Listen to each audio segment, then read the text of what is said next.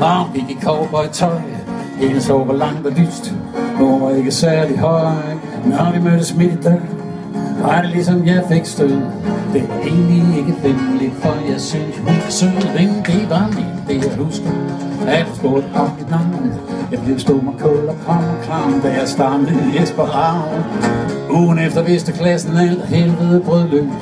De råbte, du var på min. Det blev det kys, men min stemme er overgang. Og helt forkert. Jeg går i det forkerte tøj, som jeg siger. Åh, Mona, Mona, Mona, hvor kommer den dag? Og jeg tager din hånd. Vi tager sammen. Tak skal I have.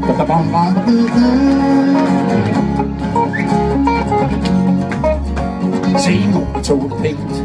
Hun kunne se, jeg havde det skidt. Vi talte sjældent sammen, og det hjalp faktisk lidt.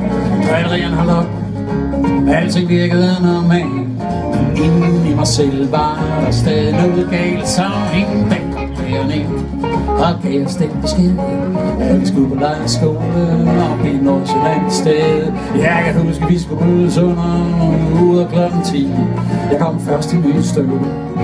Allersidst trin, der blev lappet på perronen. Mens nogen sad røg. Der var en dejlig lugt af tjære, en masse larm og støj. Vi grinede i kopien. Alt var fint som møbelej, for jeg så nogen sad lige til venstre for mig.